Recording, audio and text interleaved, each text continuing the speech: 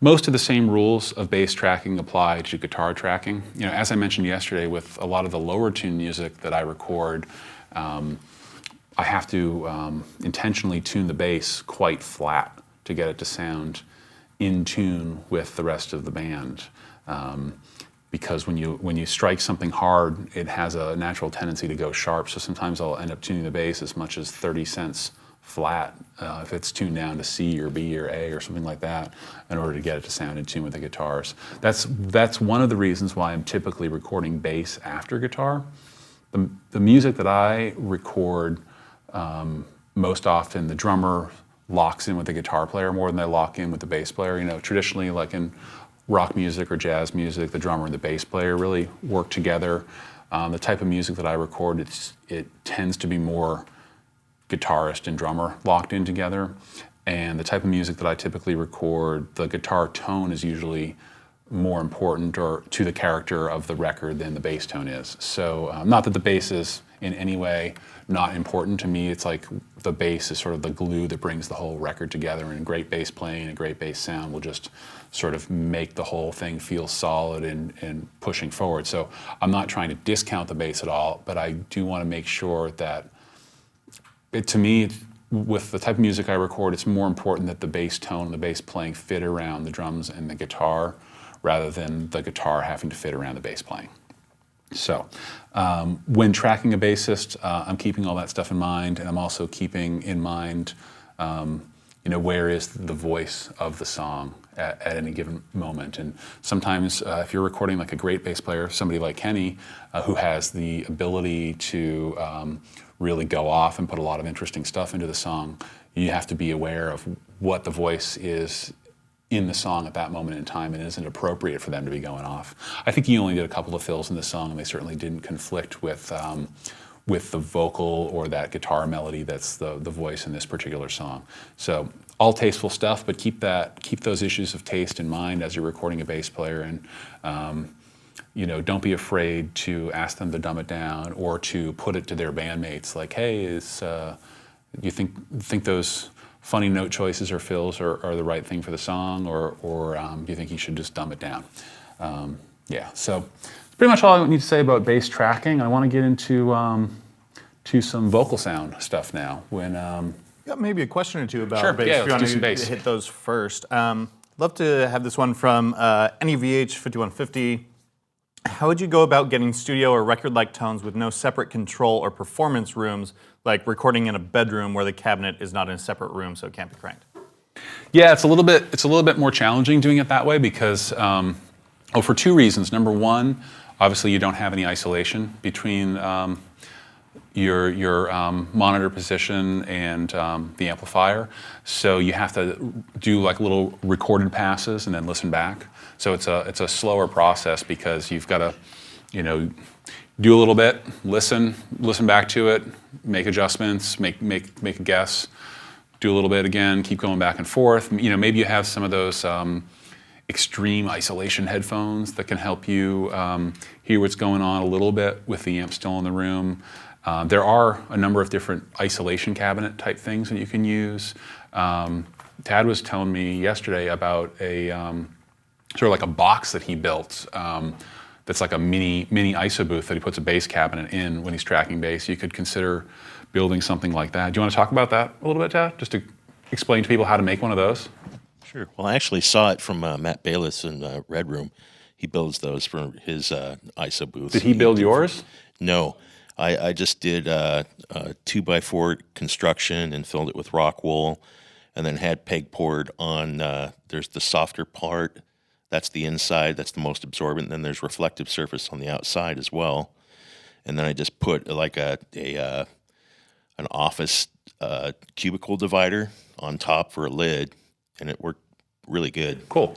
Yeah, so something you can, if you've got a little bit of basic carpentry skills, without spending a whole lot of money, you could build yourself a little isolation cabinet that could even be somewhat portable if you plan ahead. So that's one way to do it. The other challenge to recording in the same room as the instruments is that like louder always sounds better. So it can be a bit tough to judge a bass tone if in this moment, you're like listening to this super cranked bass amp right next to you, and you mic it all up, and you record a little pass, and then you listen back to it on your wimpy little control room speakers, and it's 1/10 the volume. It just doesn't. It's not moving the same air that that the amp itself is, so it doesn't seem like as great of a tone. It can take a long time to get a tone that way, and it can be kind of frustrating. I actually, when I can, I really enjoy sort of dialing in the amp sound as the last thing that I do for the day, and then dialing in sort of like the mics and the EQs and all that stuff in my control room the following day. Once I've had a night to rest and rest my ears, my judgment is not as clouded by what it sounds like in the room. Like I'm trusting myself from yesterday that I got it to sound good in the room, and then myself today needs to get it to sound good in the control room. And I mean, obviously I'm going back and forth and making adjustments, but if my ears aren't shot, I can make better decisions in my control room. And that's another challenge of recording something in the same room that you're mixing it. But yeah, if that's the only situation you have, then that's what you got to do. And that's I've certainly made plenty of records that way as well. Cool. And a quick follow-up from the same person. He said, ISOCabs seem cool, but I'm not sure how much of the sound is due to the room. So is that going to affect the tone that you're getting? And if so, how do you compensate for that? Well, I've actually never recorded with an ISOCab, so I don't know. I mean, the person who designed my studio told me general rule of thumb is any two hard surfaces that are less than 10 feet from each other can pose a lot of acoustic problems with standing waves and whatnot. So if you build yourself an ISOCab, you really got to put a ton of bass trapping in there to keep the standing waves from bouncing around.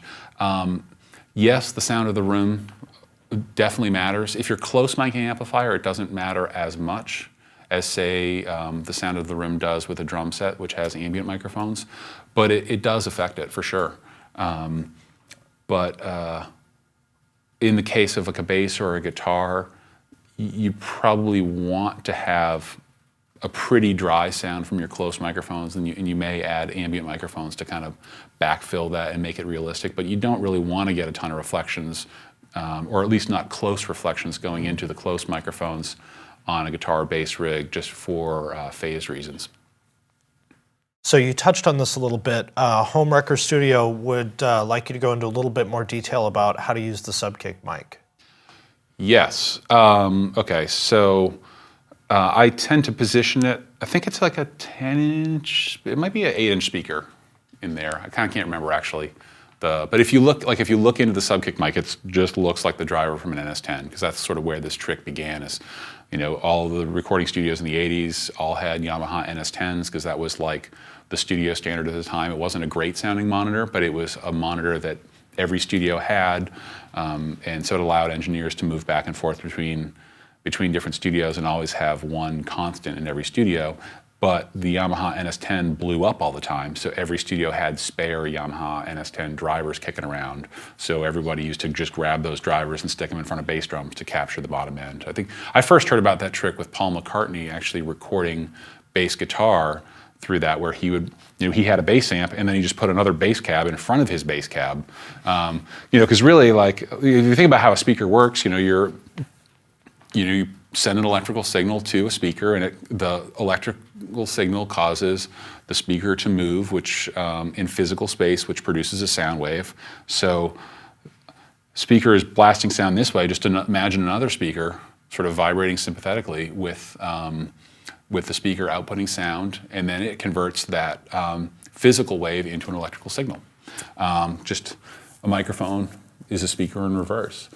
So I tend to position the sub kick sort of lined up perfectly, sort of coaxial with the speaker in the bass cabinet. I've seen people do it different ways, but the way that I tend to do it is sub kick coaxial with with one of the speakers in the bass cab, and then into a high headroom, low noise, low impedance microphone preamp that likes to reproduce deep signals, and then I'll even exaggerate that a bit. I often use a Manly Massive passive equalizer with it to remove some low mid-range, remove much top end, and sometimes even exaggerate some sub bass. And sometimes I'll even compress that signal a little bit just to sort of even out the bottom end, particularly when it's a bass player like Kenny who's playing all over the neck. You want to have sort of a consistent bottom end. I'm going to talk a little more about that during the mix phase of this thing, where I talk about how to handle in a mix the low signals independently from the rest of the bass signal.